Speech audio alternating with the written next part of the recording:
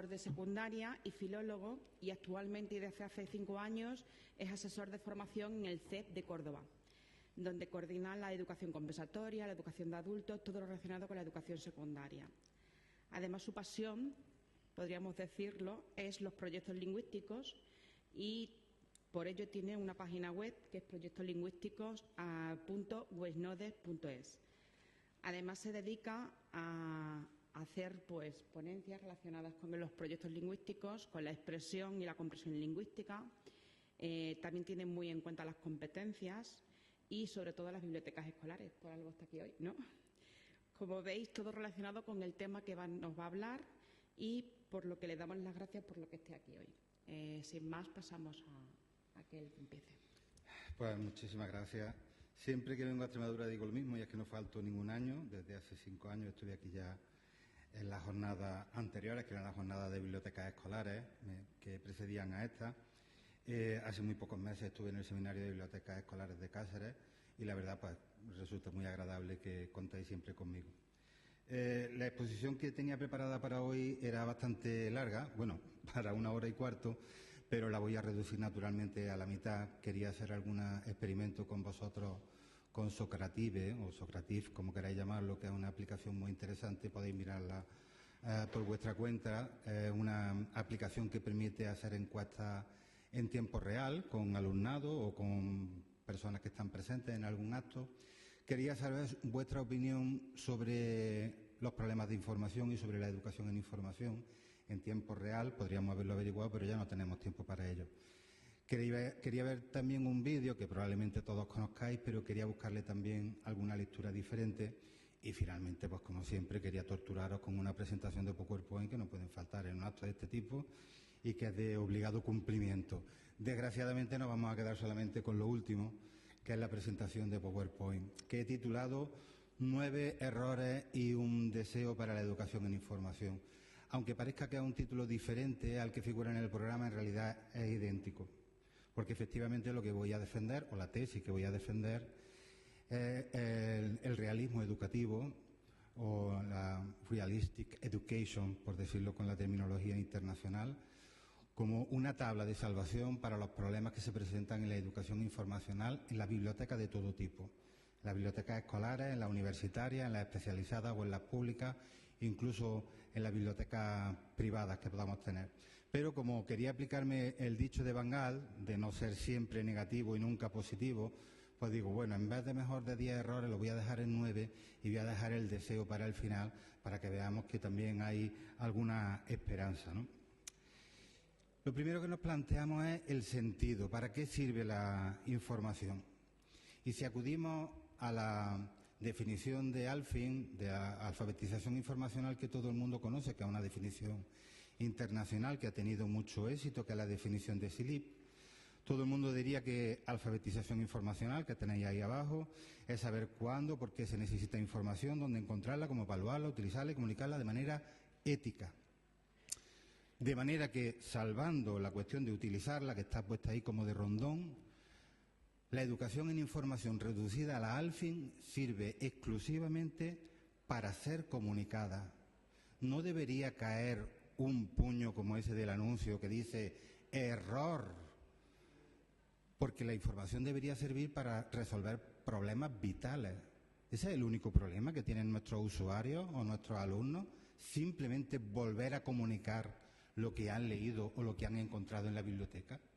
Si la educación en información no sabe demostrar que soluciona problemas de la vida, jamás tendrá utilidad y jamás ni el alumnado ni el usuario le dará fiabilidad o prestará interés a la educación informacional.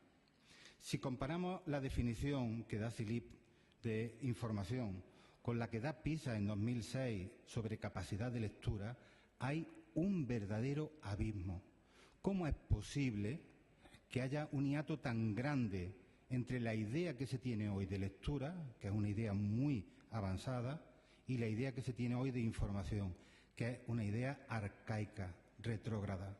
Si repasamos esta definición, que es exactamente la última, la de 2006, dice: la capacidad de lectura es la comprensión, uso, reflexión y compromiso, esto se añadió en el año 2006, compromiso con los textos escritos, con el fin de alcanzar los propios objetivos, desarrollar su conocimiento y potencial y participar en sociedad. Leer no es solamente comprender. Si leer fuera comprender, hubiéramos terminado en menos de la primera línea. Si leer es mucho más que comprender, hay también que usar, reflexionar, comprometerse con lo que está leyendo, sentir, emocionarse, pensar. ¿Cómo es posible que informarse sirva solamente para informar de nuevo?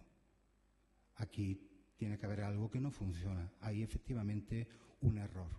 Quiero avisar ahora, porque voy probablemente muy acelerado y se me olvidan cuestiones que hubiera explicado con más detenimiento si hubiera tenido tiempo, que cuando hablo de errores no quiero decir que todo lo hagamos mal en todas las bibliotecas respecto a la alfabetización informacional, sino que fundamentalmente está o decapitado, o manco, o cojo, incompleto.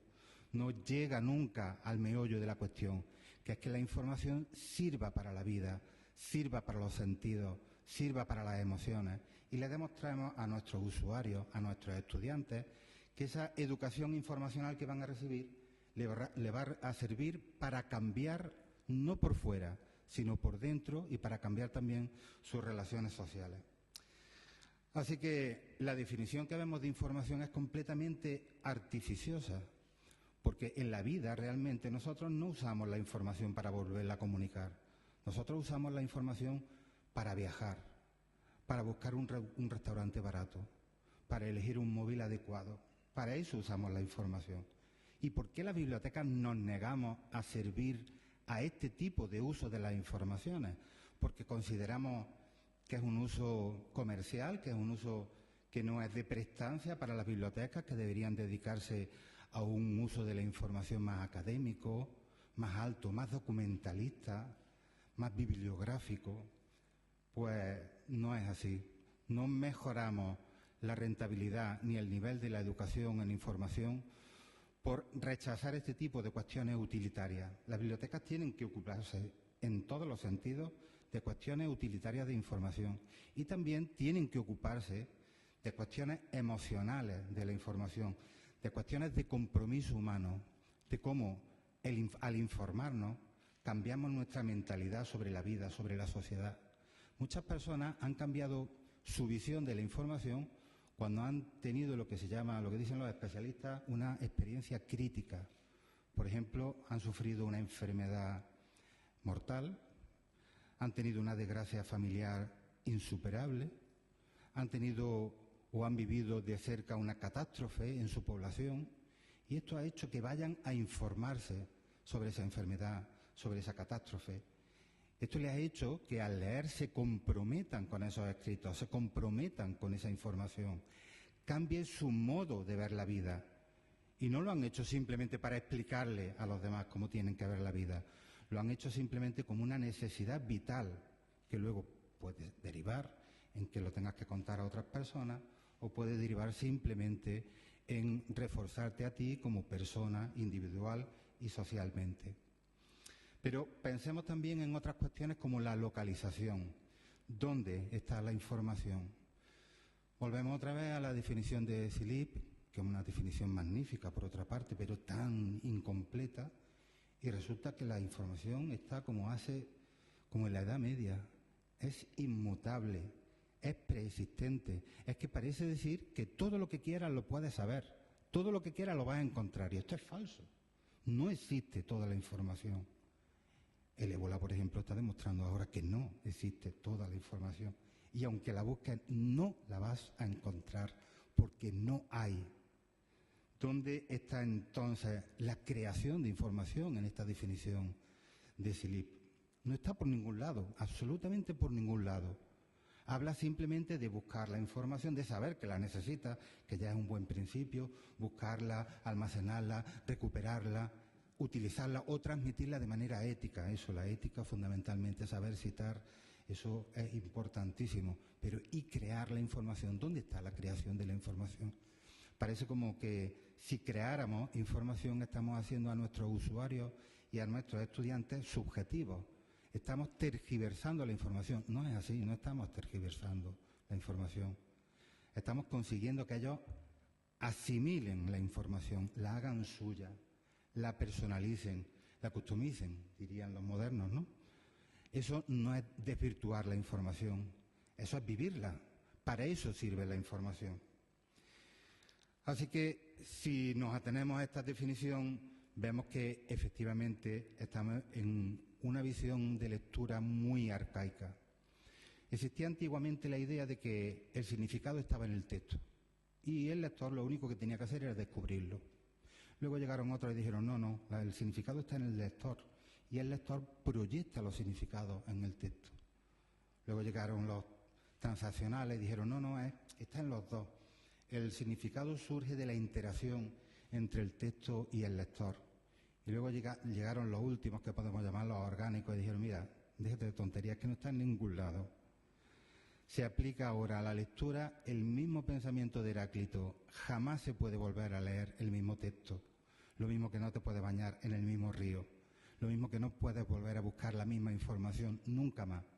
Porque aunque encuentres la misma fuente de información, tú ya eres una persona distinta, tienes otros conocimientos diferentes. Evalúa esa información de una forma completamente y radicalmente diferente. De manera que la información no solamente no existe en su totalidad, sino que no es inmutable y no existe en el mundo nadie capaz de saturarla. Lo mismo que no existe nadie capaz de saturar la comprensión de un texto. Yo pongo ahora mismo cualquier texto, incluido el de Buenos Días, y nadie podría ser capaz de saturar toda la información, de comprender en su totalidad todo lo que ese texto nos puede decir, que nos puede transmitir muchas cosas: el estado de ánimo de la persona, el sexo de la persona, el país de origen, la región, etcétera, etcétera. De manera que con estas definiciones de información, que aparentemente parecen tan completas y realmente lo son, nos anclamos en una visión de las bibliotecas, que son bibliotecas otra vez conservadoras de información, pero no creadoras de información. Las personas, los estudiantes, van a la biblioteca a recuperar la información, no van a crearla. Esto, naturalmente, es un déficit enorme, porque sabemos que la información, y que precisamente una de las cuestiones fundamentales de la persona que vive la información es el sentido, la idea de que uno la está recreando, no que uno está reproduciendo lo que ha encontrado, sino que uno la ha hecho suya. ¿Y qué podemos decir de la finalidad? ¿Para qué sirve aprender educación en información? Pues para hacer trabajos académicos, para hacer mejores trabajos académicos. Así que si educamos informacionalmente para que se documenten bien en nuestras universidades, se documenten bien en nuestras bibliotecas públicas, se documenten bien en nuestros centros escolares o en nuestros museos, y resulta que lo único que conseguimos con eso es que otra vez le den de comer al monstruo académico que devora documentación, pues efectivamente la educación en información sirve para bastante poco. Esto es lo que yo llamo una biblioteca esclava. La biblioteca es esclava de su propio tipo de usuario. Como tu usuario es un universitario, supongamos que es un estudiante de agrónomo, pues tú tienes que solucionarle exclusivamente problemas de educación en información sobre agronomía. Si tú estás en un centro de primaria, solamente tienes que servir para problemas informacionales de un niño de primaria, del currículum de primaria. Pero ¿y por qué, vuelvo a repetir, no les ayudamos a elegir el coche que tienen que comprar? ¿O por qué no les ayudamos también a decidir la ruta que pueden hacer para sus vacaciones? ¿O por qué no les ayudamos a decidir si lo que están comiendo es adecuado para una persona que es intolerante a la lactosa, por poner cualquier tipo de problema? Y sobre los contenidos, ¿qué es lo que solemos enseñar cuando enseñamos educación en información? Pues muchísimos conceptos, muchísimos procedimientos, muchísimos recursos. Mira, te voy a enseñar a buscar en Internet, te voy a enseñar la búsqueda avanzada, te voy a decir lo que es el Google académico, te voy a enseñar lo que es un marcador social, te voy a explicar todo tipo de repositorios. ¿Es esto lo que constituye el meollo de la educación? No ya de la educación en información, sino de la educación en general. Hay un libro que considero magnífico, que es el libro, creo que se titula Aprendizaje y Currículum, de César Coll, un libro ya preterido simplemente porque quedó sepultado por la sepultura de la LOCSE y por después el advenimiento de las competencias básicas, en el que César Coll clasificaba perfectamente los contenidos en los 3 tipos que se difundieron en la época de la LOCSE, que era que los contenidos son de 3 tipos: conceptuales, procedimentales y actitudinales. César Coll y los pedagogos en general llaman contenido a cualquier cosa que se pueda aprender. Si algo se puede aprender, entonces se puede enseñar. Si se puede enseñar, es un contenido. Normalmente, los contenidos que enseñamos son siempre conceptuales. Pero, ¿y los actitudinales? ¿Por qué no enseñamos actitudes? Sabemos que se aprenden, desgraciadamente sabemos que se aprenden. Hemos visto un ejemplo en los videojuegos sexistas, hemos visto un ejemplo en la violencia de género, ¿no? Hemos visto muchos ejemplos que dicen que las personas, los niños y las niñas repiten los comportamientos que aprenden de sus padres. Luego, si las actitudes se aprenden, se podrían y se debe volver a enseñar. Durante un tiempo, en los muchísimos trabajos de asesoramiento que he tenido que hacer, estuve haciendo un seguimiento como tutor de los funcionarios que estaban en práctica, que estaban obligados a presentar una programación de su primer año de trabajo, ¿no? Eso supongo que será aquí normal también en esta comunidad, ¿no? En aquella época, como era la época de la LOCSE, estaban obligados a distribuir en todas las unidades los contenidos en estos 3 tipos: los contenidos conceptuales, los procedimentales y los actitudinales. Si los procedimentales tenían 20 líneas, si los conceptuales tenían 20 líneas, los procedimentales tenían 10 y los actitudinales 3. Nunca encontré ningún caso al revés. Y a mí la programación me daba igual, porque a mí la documentación no me interesa. Lo que me interesa es cómo esa persona da clase. Lo que pasa es que aquí esta programación está revelando que el profesorado no sabe transmitir actitudes. No estamos preparados realmente para transmitir esas actitudes. Sin embargo, en educación, en información, más que los conceptos, más que los procedimientos, más que los recursos, lo más importante, lo único que nunca cambia, de donde parte todo lo demás, son las actitudes. Y una actitud fundamental, la actitud del sentido crítico, que no consiste en decir todo lo malo que esté hecho, sino que consiste, según mi opinión, fundamentalmente en 2 actitudes fundamentales: enseñar y aprender a dudar de todo, metódicamente, dudar de todo. Y segundo, no tener opinión hasta que no hayas encontrado argumentos que la sostengan. Hoy en día, que estamos tan acostumbrados a opinar sobre cualquier cosa sin tener ningún tipo de argumento válido. Recuerdo que hace muchísimos años, Ramoncín, que era entonces todavía el rey del pollo frito, hoy es Ramón, simplemente un ex cantante y ex directivo de la Sociedad General de Autores de España, se hizo muy famoso porque, a pesar de ser rockero y tener ese aspecto de navajero, era una persona locuaz, se explicaba muy bien, es verdad.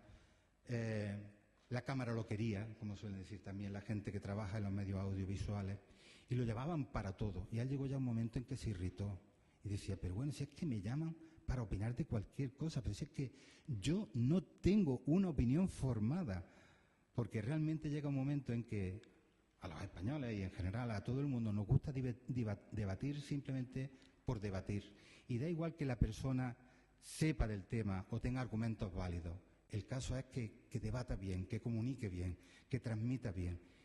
Y al final, la cuestión fundamental, que es tener argumentos de peso, tener una información adecuada y saberla usar, esta actitud de buscar buenos y válidos argumentos se pierde, ¿no? No tiene casi importancia.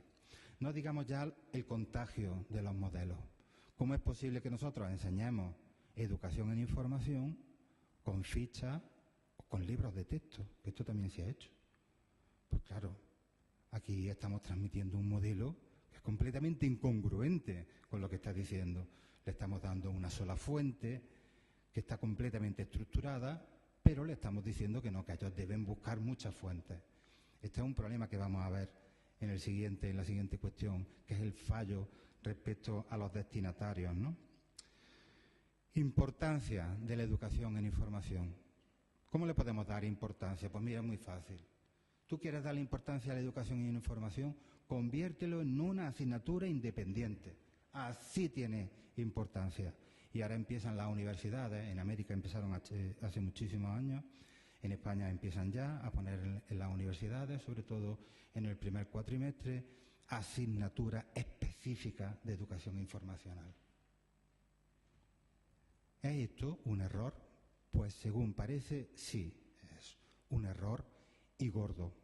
Porque lo que sabemos hoy en día sobre la educación instrumental es que los instrumentos no se aprenden fuera del contexto de su uso.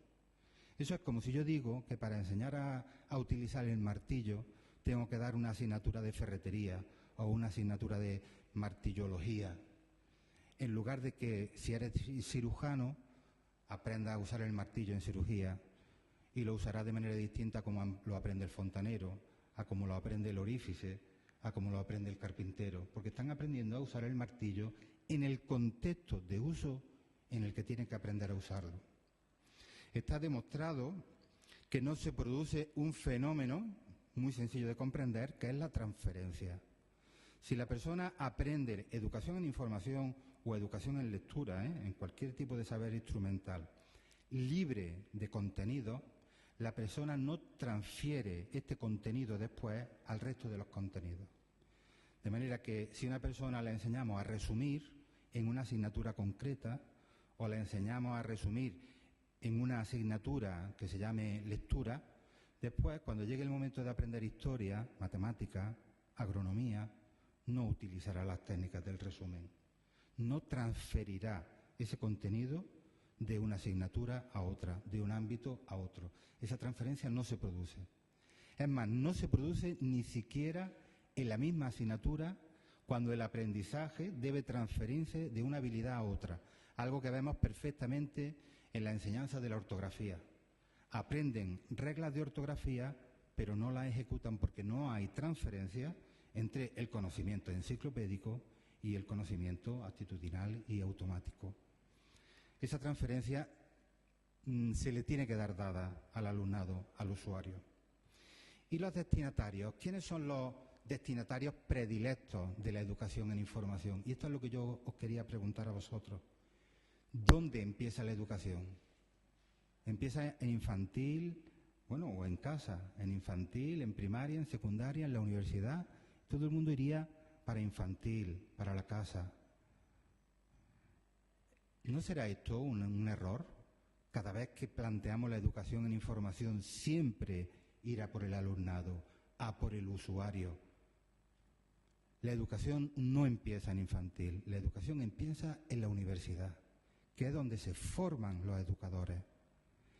Y la educación no empieza en la casa, la educación empieza en la educación de padres, que es donde se forman las personas que después van a educar a esos hijos en la casa.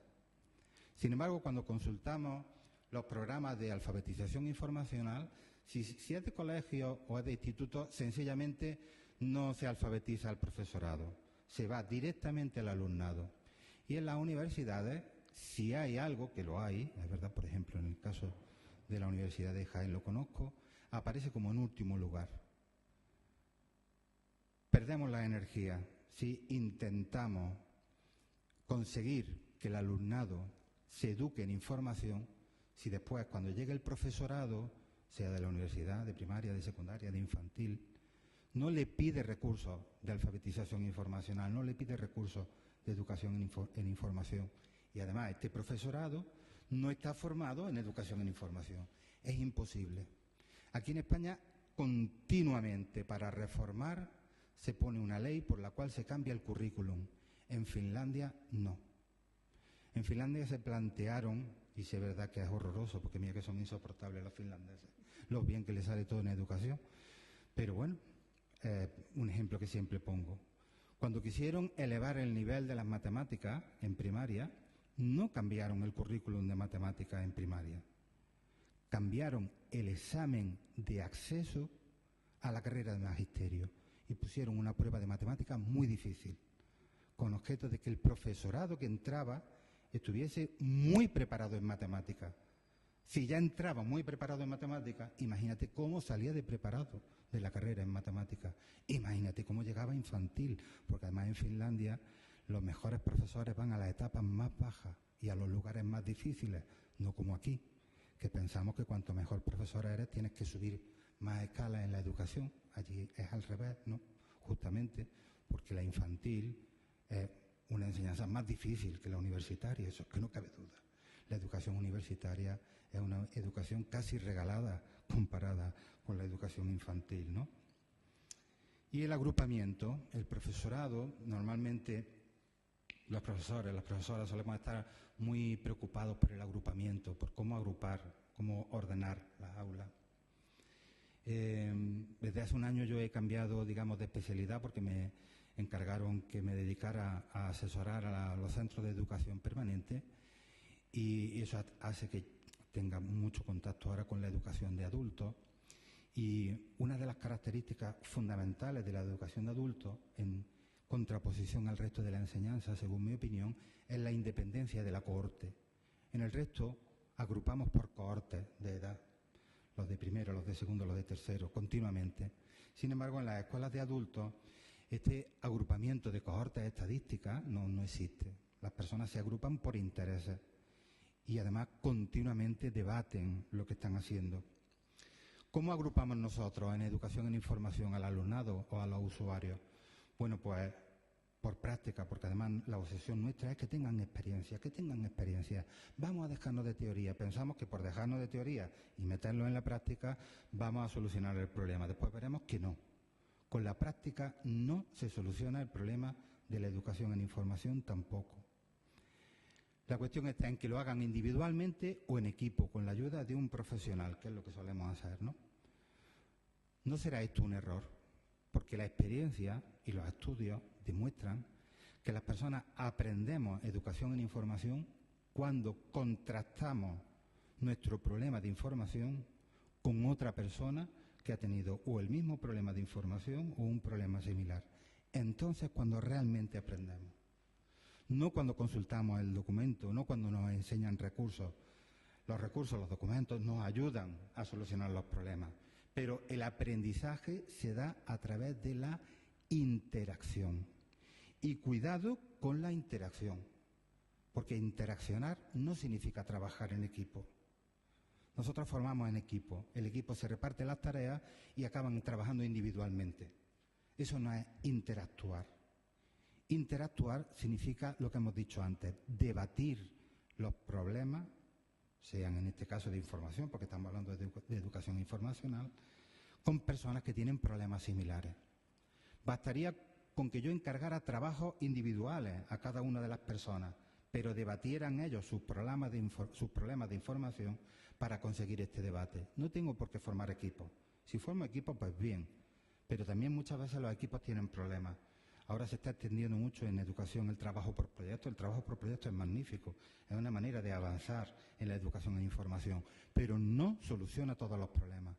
La educación en el trabajo por proyectos diluye al individuo en el grupo y a veces evita que un individuo se enfrente a ciertas tareas porque se las solventa el grupo.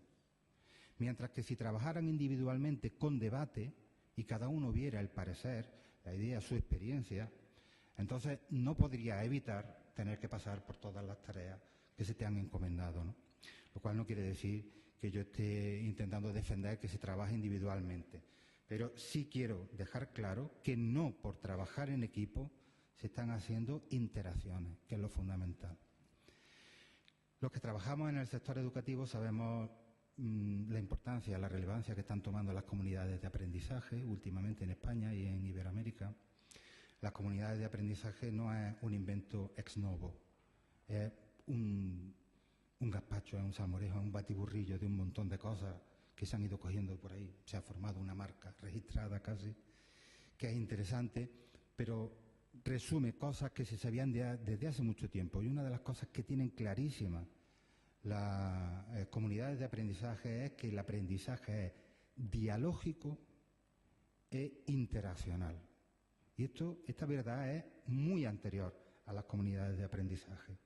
Y se basa en la idea de que el aprendizaje dialógico habla no solamente de que las personas tienen que dialogar, sino que hablan en situación de igualdad y que además hablan desde una inteligencia cultural. Todo el mundo tiene el mismo derecho a opinar y a verter su opinión en la comunidad, ¿no? Ese es el aprendizaje dialógico y esta es la interacción.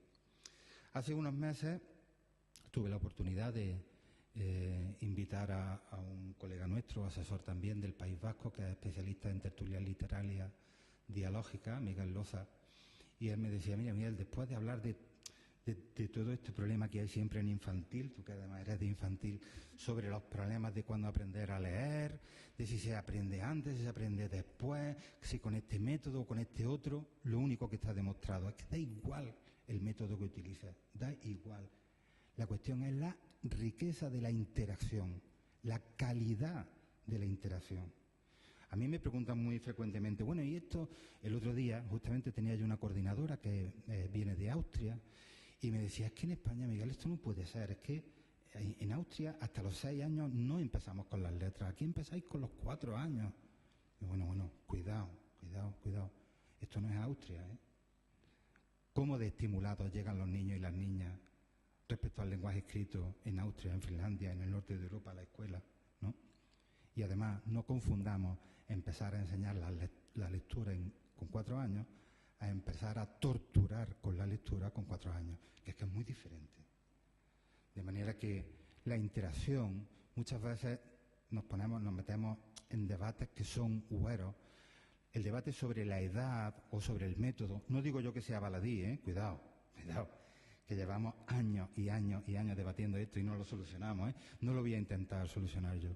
Pero no será que probablemente el debate esté equivocado, el problema es la calidad del método, la calidad de la interacción, ¿no? La naturaleza del diálogo. Bueno, esto parece que ahora...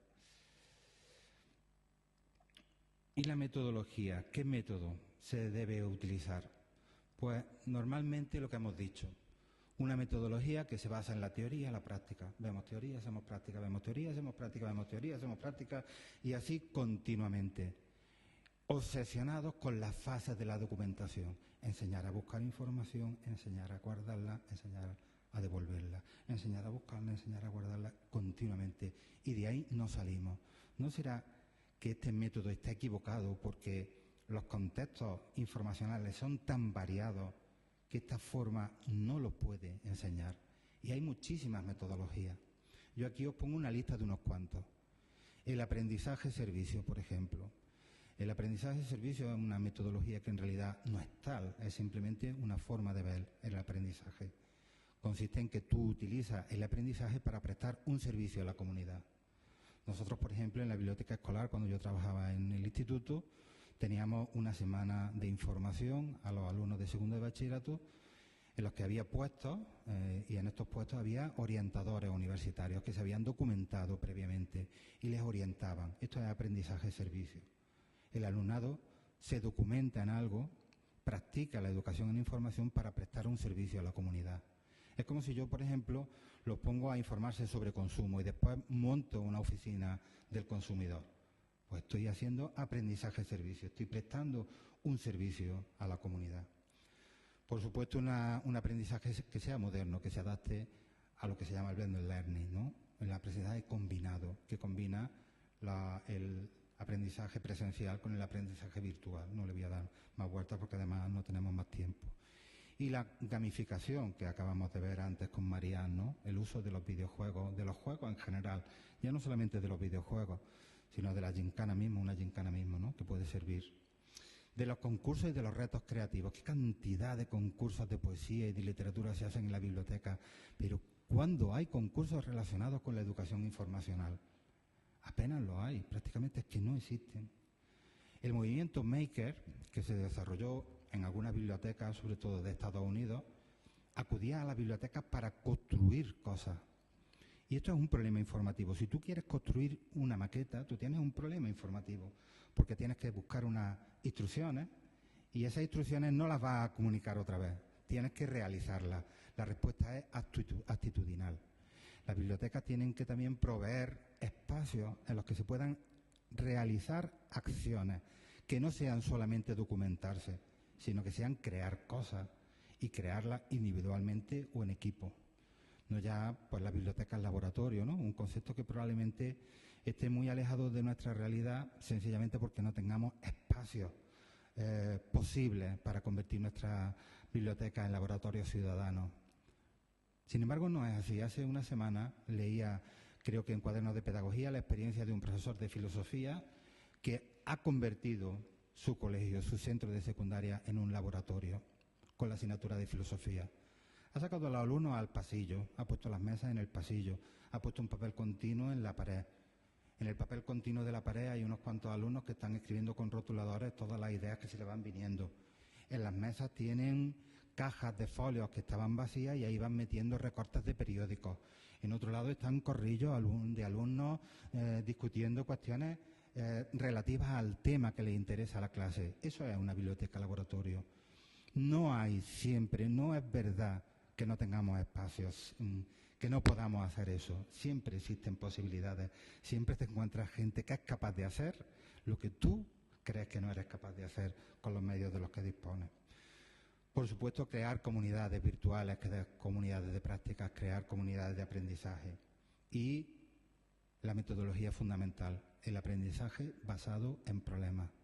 Si quieres aprender educación en información, plantéale problemas de información. Y plantéale sobre todo problemas de información que ellos mismos tengan, que sean problemas de su vida, que sean problemas reales. Y con el proceso de educación en información, ¿qué es lo que no podría faltar? Ya he adelantado que siempre diríamos, no puede faltar la práctica. Es que sin práctica, pues esto también puede ser un error. Cuando yo enseñaba sintaxis, me di cuenta enseguida, ya hace mucho tiempo que no la enseño, por diversas razones, que llegaba un momento en que la cantidad de práctica no daba rentabilidad. Y esto nos pasa a todos los seres humanos. Pasa, por ejemplo, cuando aprendemos a conducir. La práctica empieza a mejorar nuestra manera de conducir hasta que se estabiliza e incluso se pierde habilidad en la práctica de conducir. Luego esto indica que la práctica no es lo único que hace mejorar. Y hoy tenemos una aportación que se está extendiendo muchísimo por España, que es la práctica reflexiva, que demuestra que la reflexividad, como suelen decir ellos, o la reflexión, es un hito fundamental en cualquier proceso de aprendizaje y muchísimo más en la educación en información. No basta con conseguir que ellos se enfrenten a problemas de información. Tienen que reflexionar sobre cómo han elaborado y solucionado este problema de información. Aunque sea un poco alambicado, voy a explicar de manera muy sucinta el esquema de la reflexividad, de la práctica reflexiva. Consiste en que, aunque ella tenga un problema informacional y yo tenga otro problema informacional y ella tenga otro problema informacional, nos vamos a observar y asesorar en nuestra reflexión sobre este problema informacional. Ella lo primero que va a hacer es contarme qué ha hecho para solucionar ese problema informacional. Yo observo cómo me cuenta ese problema y le aconsejo. Y ella observa cómo yo le aconsejo a ella y cómo ella lo ha contado y nos da la visión triangulada de las tres visiones. Esta es, de manera muy sucinta naturalmente, porque es más compleja, la práctica reflexiva, la que consigue detonar el aprendizaje metacognitivo en las personas cuando se enfrentan a cualquier tipo de aprendizaje, naturalmente, no solo el aprendizaje informacional. ¿Qué deseo tendría yo entonces para la educación en información? ¿Hay algo que pueda resumir todos estos errores o que pueda solucionar todos estos errores? Pues no hay nada que pueda solucionar. Pero si hubiera algo, yo diría que es lo que suele traducirse como la educación realista. La educación realista surgió después de las teorías de Freudenthal, que es de origen alemán, pero que la aplicó en Holanda, y que allí tuvo muchísima difusión, ahora en España también la está teniendo, y también después en Estados Unidos, fundamentalmente aplicada a las matemáticas. Freudenthal se daba cuenta que las matemáticas eran un aprendizaje completo y absolutamente abstracto. Incluso la matemática moderna de los conjuntos estaba muy alejada de las necesidades del niño, de la niña, de los maestros, de las maestras, de todo el mundo. Que había que llevar las matemáticas a la realidad. Esto parece una cosa muy sencilla, pero Freudianthal no se queda solamente ahí. Por eso, aunque el origen está basado en las matemáticas y la educación está basada en llevar a contextos reales los problemas educativos, existe también una cuestión de perceptibilidad. Lo que pensaba Freudianthal, y algunos creen que deriva del origen de la palabra real en su idioma originario, que no era tampoco el inglés, es que real significa también ser capaz de imaginar algo, ser capaz de tenerlo en la mente. Esto es lo que quiere decir una educación realista. No solamente que parte de contextos reales, que también, sino que sea capaz yo de asumirlo, de pensarlo, de recrearlo en mi mente. Esto es lo que los psicólogos normalmente llaman la percepción áptica, que es una percepción que normalmente tenemos con los libros tradicionales, más que con los libros actuales, digitales. Es una percepción táctil, pero global. Por ejemplo, yo cojo el libro y enseguida me doy cuenta de su grosor, algo que cuando veo un libro electrónico no puedo percibir, no tengo esa percepción áptica o pierdo una parte de esa percepción áptica. Por eso, en la educación matemática realista se vuelve también a lo manipulativo, a lo material. En Córdoba tenemos un grupo que investiga en este sentido la educación matemática y ha desarrollado pues, una serie de manipulables, ruedas, ábacos, palillos, con los cuales los niños pueden aprender matemáticas de una manera áptica y perceptible, manipulativa, no solamente digital. Esto es también importante para la educación en información, que no trabajemos solamente con una pantalla o con una pizarra, sino que trabajemos con entornos variados, como los que hemos dicho antes, ¿no? Concluimos muy rápidamente, entonces. La educación en información se ha basado fundamentalmente en la definición de alfabetización informacional que da el CILIP, según el cual parece que una persona se educa informacionalmente si sabe buscar la información, almacenarla y comunicarla de nuevo en un trabajo académico. A veces, además, esta educación informacional se ha hecho independiente del resto de los contenidos y sin formación de los formadores, que era el profesorado. La educación en información sería óptima, sin embargo, si consistiera en plantearle a las personas retos accesibles, contextualizados, realistas, que las personas pudieran resolver, ¿no? Que efectivamente lleven una recuperación, pero que también tengan una recreación, una creación de información, que les sirva para solucionar problemas de la vida, todo y cualquier problema de la vida, sea profesional, sea académico, sea cotidiano, que también les sirva para crearse opiniones nuevas, no solamente para solucionar problemas prácticos, que se comprometan con esa información que han adquirido o que van a transmitir y además que reflexionen junto con otras personas sobre cómo han adquirido esa información, cómo la han manipulado, cómo la han cambiado. Es decir, que hayan seguido un proceso de educación realista. Casi para decir esto último, hubiera sobrado todo lo demás que he dicho antes y probablemente hubiera convencido de cualquier manera, ¿no? Para educar en cualquier cosa, lo mejor es educar como se produce en la realidad. Y esto es lo que propongo, que la educación en información se haga de una manera realista, perceptiva y áptica.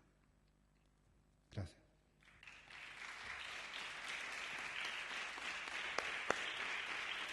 ¿Tenemos más de tiempo, no? No, de tiempo muy bien. ¿Ah, bien? Sí, bueno. No te he pasado ningún papelito. ¿Alguna pregunta para Miguel? ¿Algo que no haya quedado claro?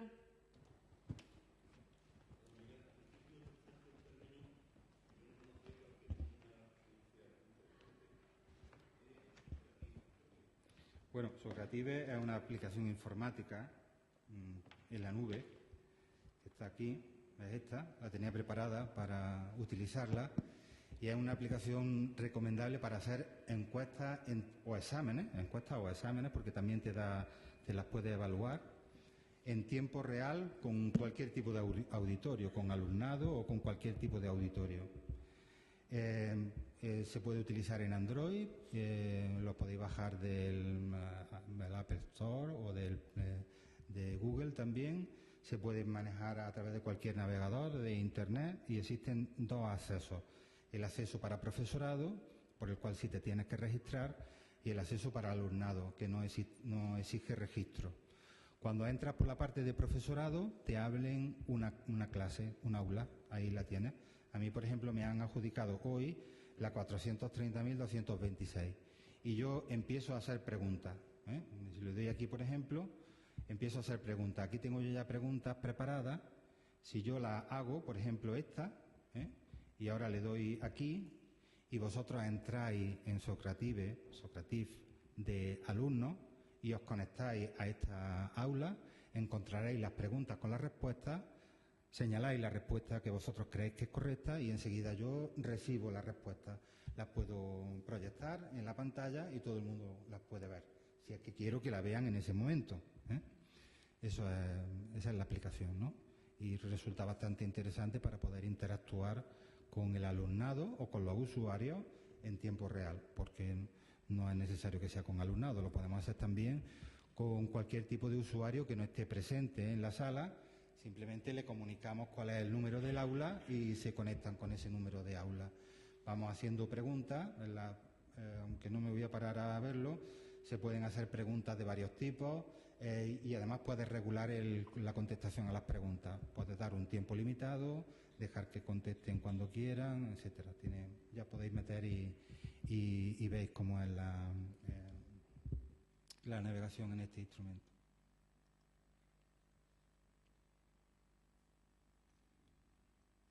Bueno, pues hemos terminado a punto.